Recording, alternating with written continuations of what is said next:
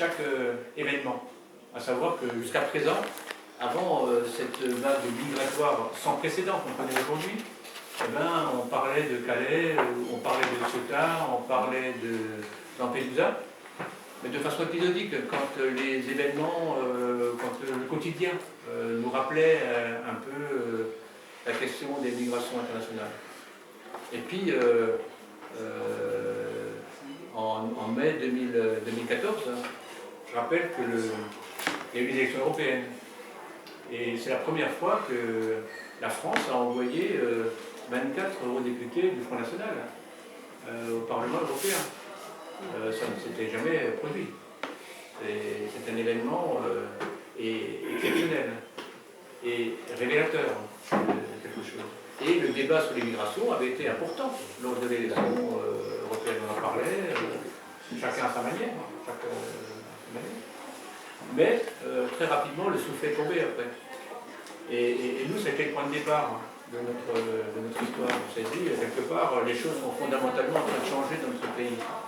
Pour que la France, pour que les Français envoient 24 députés du Front National, il y a fondamentalement quelque chose qui ne va plus, qui ne fonctionne plus dans notre pays. Et c'est en partageant cette réflexion avec Eric qu'on a décidé effectivement de se lancer dans l'aventure de la réflexion sur globalement les migrations en Europe. On a souhaité, bien sûr, s'associer, on a recherché à ce moment, on s'est dit on ne peut pas partir tout seul simplement sur l'écriture, il faut aussi faire des images. Et donc c'est comme ça qu'on a contacté Luc, là on se connaît depuis les années 80, ça ne rajeunit pas, mais bon voilà. Et pour partir ensemble de cette aventure qui est la première étape d'un périple qu'on souhaite prolonger par la suite sur d'autres lieux en Europe, mais en y portant un regard, non pas le regard, je dirais, de ce qu'on voit aujourd'hui, à savoir de l'événement quotidien, mais en essayant de prendre du recul, de l'analyse, et puis surtout en essayant de rencontrer à chaque fois les acteurs même qui sont en charge de ces questions sur les lieux qui aujourd'hui posent question de nous.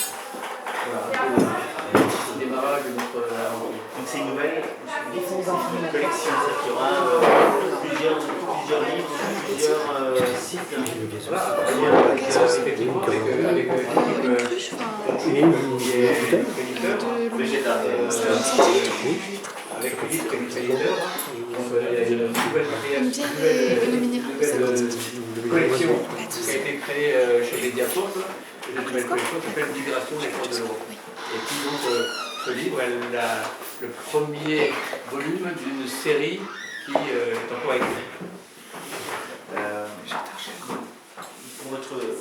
C'est le récit de votre séjour et ce que vous écrivez est saisissant. La situation est connue, mais on ne s'y habitue pas.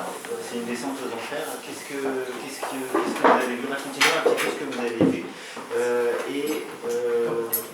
Sachant que vous avez souhaité vous pencher plus précisément sur la question des bénévoles, sur les gens qui travaillent auprès des migrants.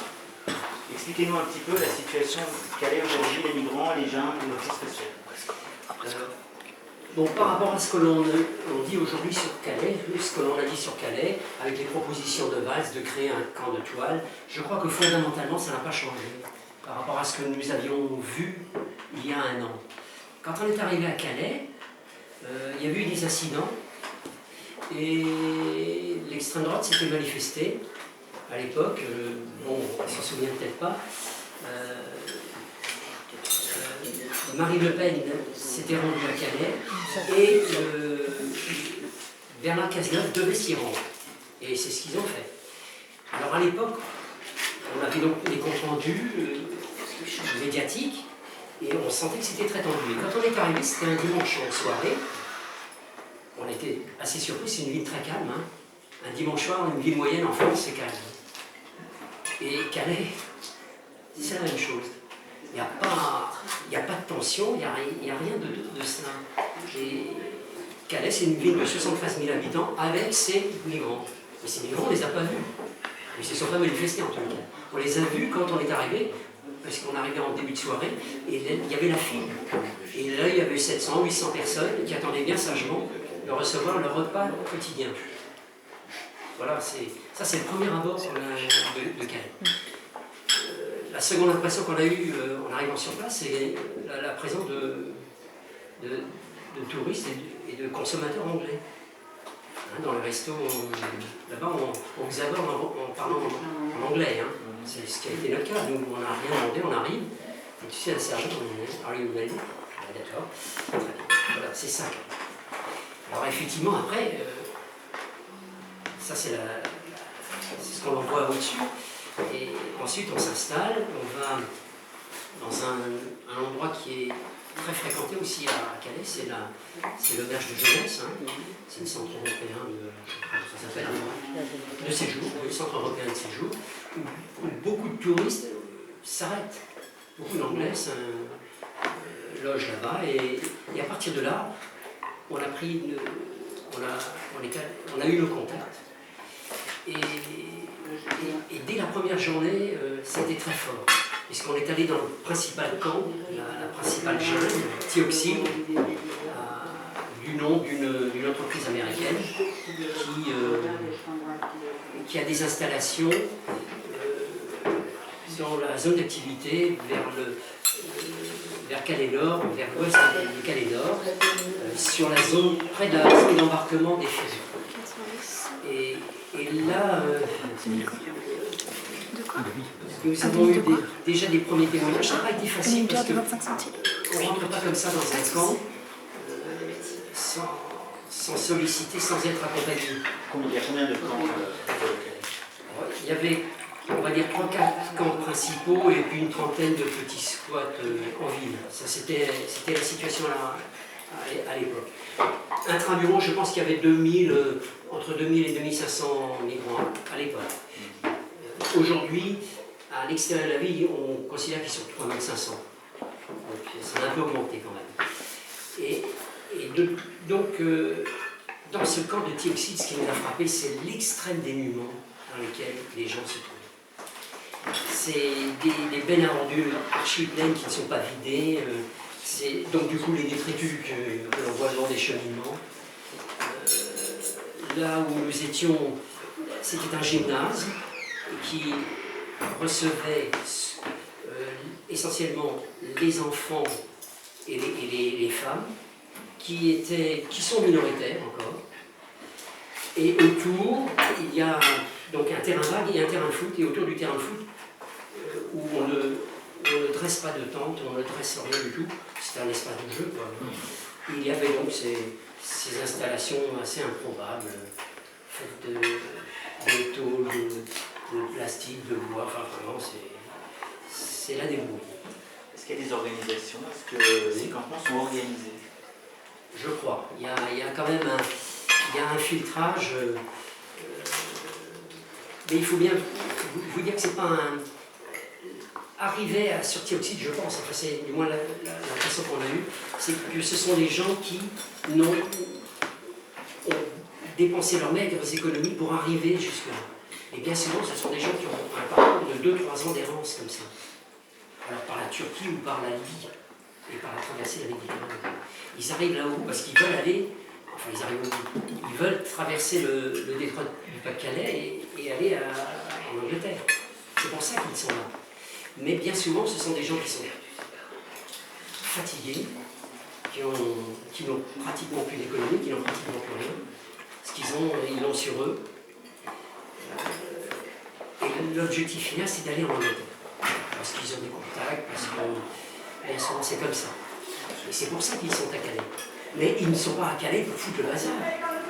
Ce qu'on pouvait ressentir, mais c'est bon, je comprends, j'étais dans le métier, je vois bien. Quand on nous demande un compte rendu, on a tendance à dramatiser son reportage. Avec là, non. Là, ce sont des gens qui, s'ils pouvaient passer inaperçus, ils le feraient, hein, c'est clair. Et ils sont bien souvent invisibles. Voilà, c'est la première impression.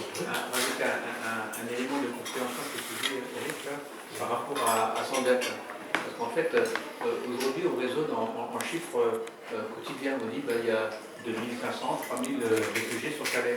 En fait, à Sangatte entre 1998 et 2002, c'est 68 000 réfugiés, migrants qui sont passés par Sangatte. Donc en fait, il faut raisonner en flux. C'est un peu dur de raisonner en flux parce qu'on a des hommes et des femmes en face de nous, mais il faut imaginer que c'est pas 2000 personnes voilà, qu'on gère, c'est 68 000 personnes qu'on a à gérer entre 1998 et 2002. Et aujourd'hui, c'était la même chose.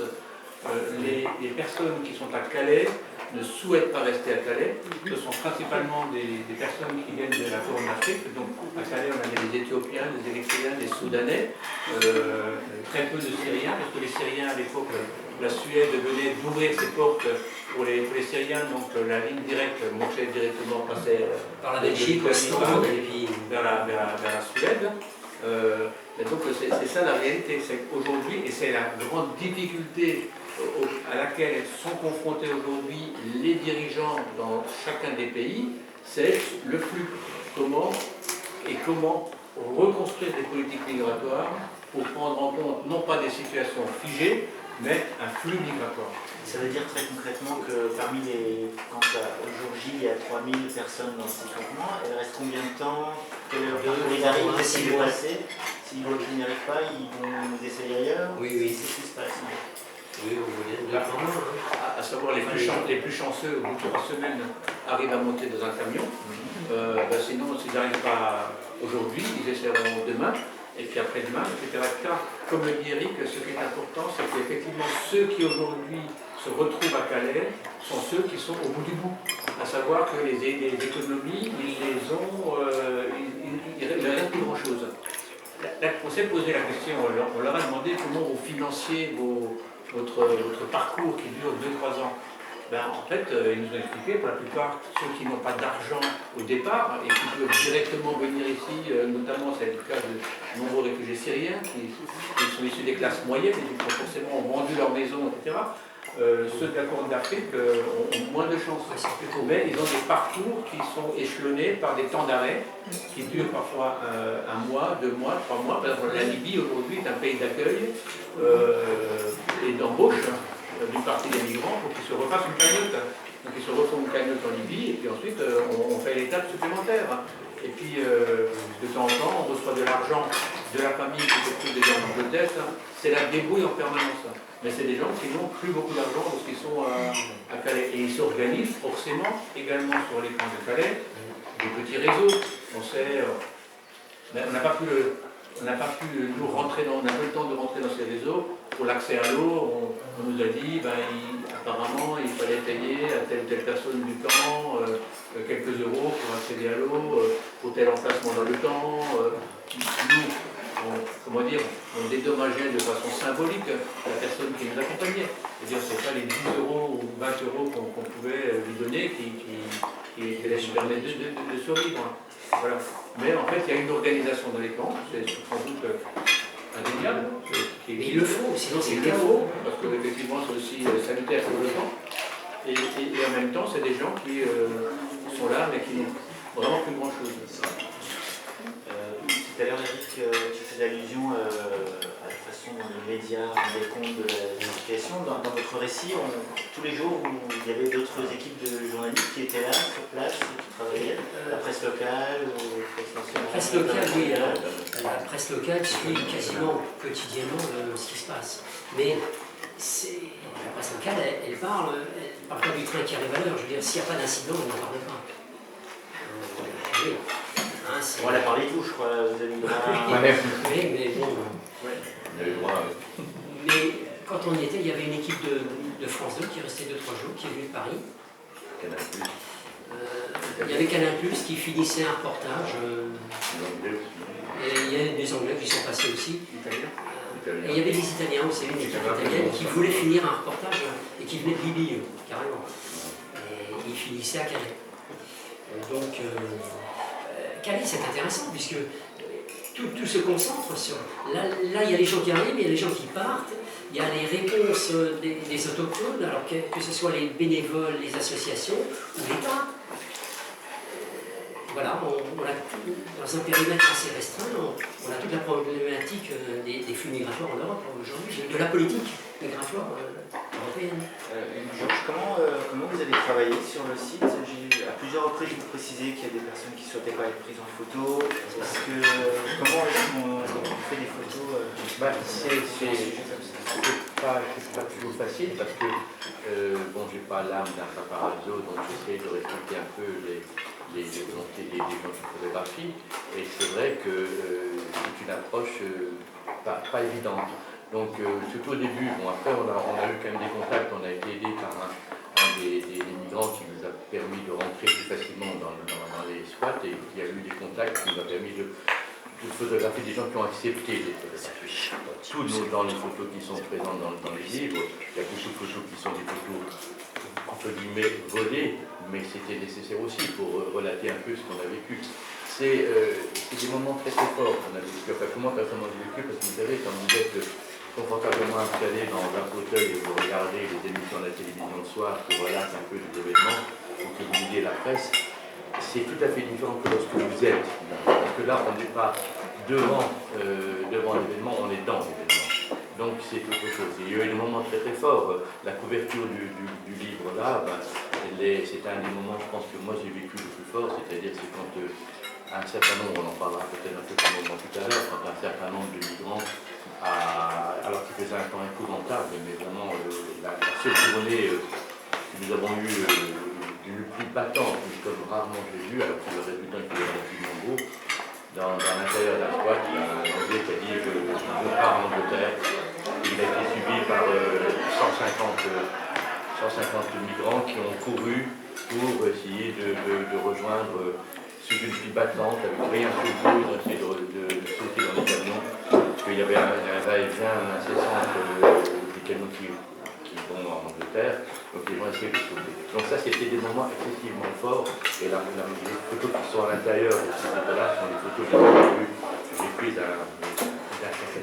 C'est-à-dire que vous racontez dans le livre, il y en a une photo d'une, ce qu'on appelait un assaut, c'est-à-dire une tentative de passer une barrière, un grillage pour rentrer dans le camion. Très impressionnant, on était dans le squat, là, et subitement, il y en a un qui arrive to UK, et il a été suivi, mais tout de suite, il a été suivi par 150 migrants qui étaient à l'intérieur, qui l'a suivi et qui ont enjambé, donc escaladé la petite butte qui les séparait, occupé, alors c'est un peu stratégique que vous me citez, parce que pendant qu'un certain nombre de migrants occupent les CRS qui sont là, comme il n'y en a pas trop quand même, bon, par contre plus ils sont pas souvent là, il paraît que ils préféraient être à l'abri plus près de dehors quand il pleut.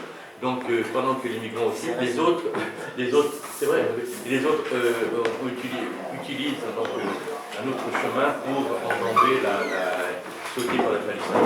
Donc 150 personnes, alors il paraît, on s'est renseigné, il paraît qu'il y a eu une trentaine qui ont réussi à passer. Et les autres sont rentrés tranquillement, gentiment dans leur squat en disant on n'y est pas arrivé aujourd'hui, comme disait Eric tout à l'heure, on arrivera peut-être demain ou après-demain. C'est assez fort. Pour moi, c'est ce que j'ai vécu le plus fort dans toute la semaine. À propos d'assaut, c'est une curieuse expression, ça. Que vous utilisez Mais oui, mais ça c'est un terme, j'allais dire, je pense, journalistique. Pour un assaut, on a l'impression qu'il y a un effet de masse, je veux dire, mais oui, c'est pas tout à fait ça quand même. Ce sont des gens qui n'ont plus les moyens de se payer la traversée, donc qui maintenant s'accrochent à des portières de remorque pour pouvoir passer de l'autre côté. C'est ça. Alors, effectivement, ils sont à peu près 150 qui vont arriver sur la butte, et après, c'est des petits groupes, là, comme ça, qui vont se disperser. On voit, ils n'ont rien, et ils y vont quand même. C'est dingue, hein, Et comment se comportent les forces de l'ordre avec les migrants? Dans des témoignages alarmistes. Alors, nous on a vu des migrants qui se sont fait débarquer des camions de façon un peu violente. Hein. Mais quand la presse est là, ils sont un peu plus prudents. Ils sont un peu plus prudents. Nous on a eu une confrontation avec les forces de l'ordre, on sentait qu'ils ne souhaitaient pas, que ça dérape. Et par contre, les migrants ne sont jamais en situation de provocation. Non, Les migrants, à partir du moment où les forces de l'ordre interviennent, se replient au bout d'un certain temps, dans les squats. Oui, il n'insiste pas. Parce qu'ils n'insistent pas, et ils évitent l'affrontement. Bon, moi je voulais revenir à cette question, parce qu'on peut se poser la question, ouais mais bon, une fois qu'ils sont dans les camions, comment se fait-il qu'ils arrivent à traverser sans qu'on les a bien vu monter dans les camions et puis pourtant ils traversent? Tout simplement parce qu'on est sur un véritable problème économique sur Calais. On l'a vu dernièrement avec le blocage du port, donc le blocage du port a transféré l'ensemble de la problématique sur le tunnel. Parce que, voilà, sauf les camions, les migrants, décident de partir à l'assaut des camions quand il y a un ralentissement sur l'autoroute. Quand les camions montent sur les ferries, à ce moment, il y a un ralentissement sur l'autoroute. Donc là, ils ont des observateurs qui très rapidement les avertissent, et puis après, c'est parti, on essaie de monter dans les... Et là, comme il pleuvait, en plus, les flics n'étaient pas là. Donc c'était le moment ou jamais de monter dans les camions. Ils ouvrent les portes arrière, ils grimpent dans les camions, et puis ensuite, les camions continuent leur route. Les chauffeurs savent très bien que derrière, il y a des migrants qui sont dans la remorque. Sauf qu'à la douane, les douaniers n'ont pas le temps de contrôler tous les camions. Parce que si les douaniers commencent à contrôler les camions, au bout d'une heure, vous avez une queue de 10 km. Et vous bloquez le port économiquement. Et donc c'est... Voilà, et donc comme ça, c'est ainsi de suite que ça fonctionne. Et donc les Anglais et les Français réfléchissent comment renforcer la sécurité. Donc on construit des barrières qui sont plus hautes. On envoie aujourd'hui, quand nous on y était, il y avait 500 CRS sur le site. Aujourd'hui ils sont 1300, tous les jours. Hein, tous les jours. Imaginez ce que ça coûte. Et les Anglais veulent encore nous faire renforcer les barrières. Ils les ont enfoncées dans le sol jusqu'à 1,50 m pour éviter que les migrants creusent des tunnels par-dessous. Ce qui a comme conséquence aujourd'hui que les migrants prennent de plus en plus de risques, et donc forcément il y a de plus en plus d'accidents sur le site. Mais ça n'arrête personne, donc aujourd'hui les mesures de sécurité n'ont qu'une seule conséquence, c'est d'augmenter les risques que prennent les migrants pour traverser. Qui confient leur sort aux passeurs qui sont eux-mêmes tenus en laisse par des organisations italiennes et même à Londres, semble-t-il. Il y a des réseaux qui sont dirigés depuis Londres. Champignon. Pierre, parlez-moi un petit peu, beaucoup même des associations qui travaillent sur place. Vous dites qu'elles suppléent le service de l'État.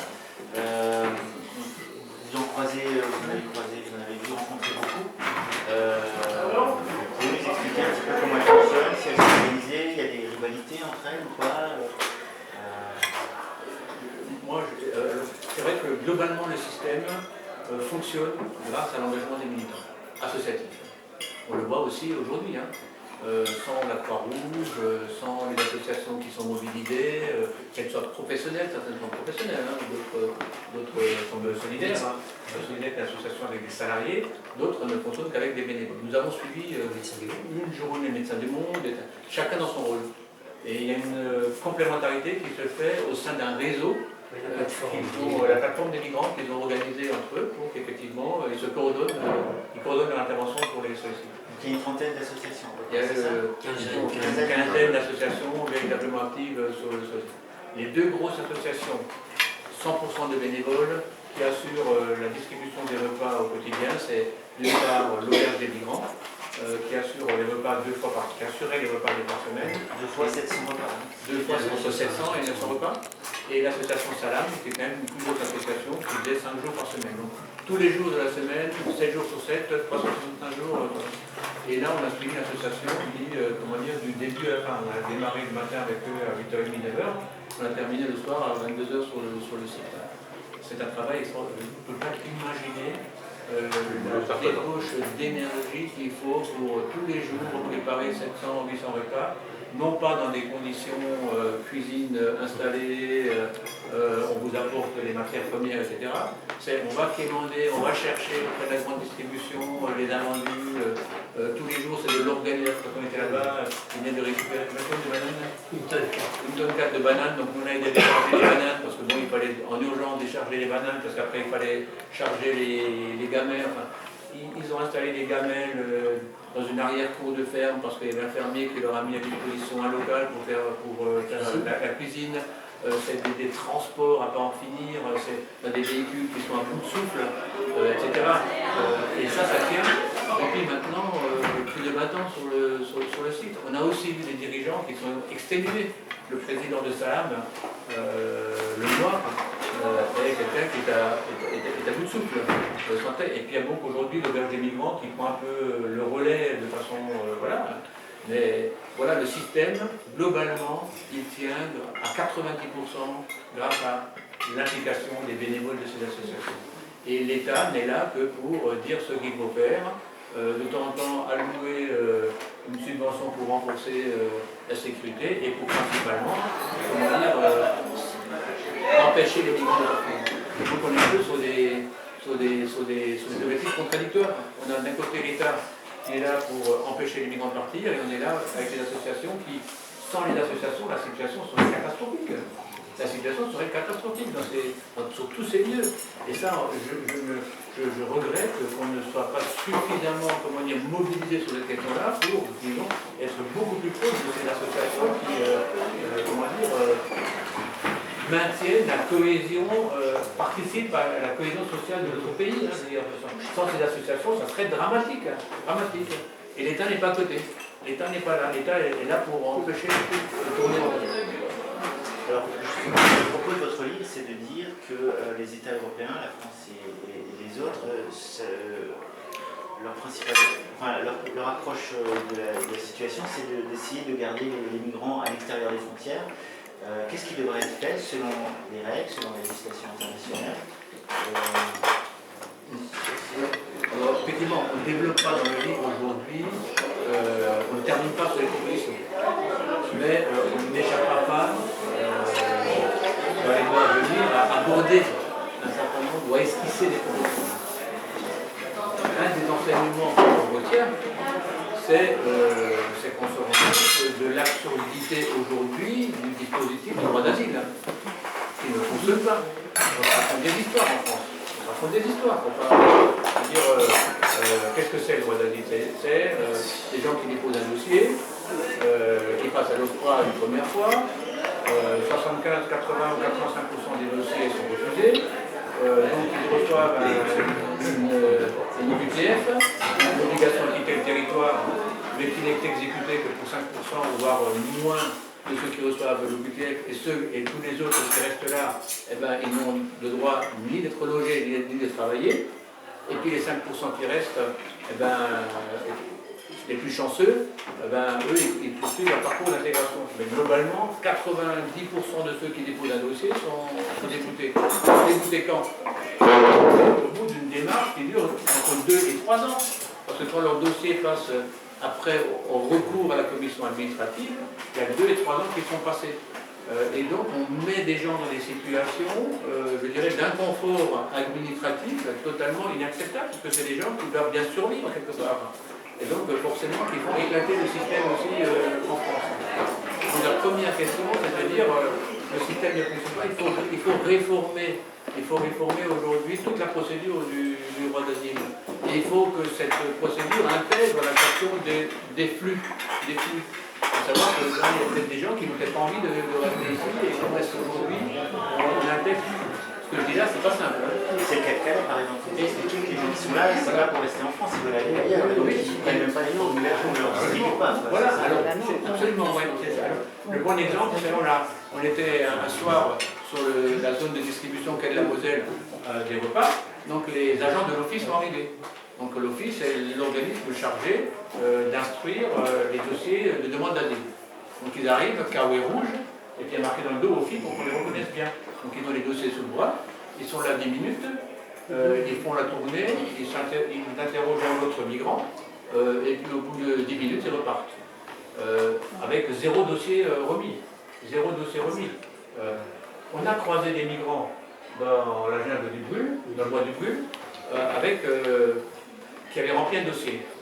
Et le gars me dit, mais moi, le premier rendez-vous, on était au mois d'octobre, pour qu'effectivement on évoque la situation, c'est à la fin du mois de décembre. Donc il fallait qu'il attende 2 mois, une fois qu'il avait reçu le dossier, pour obtenir le premier rendez-vous, le premier contact.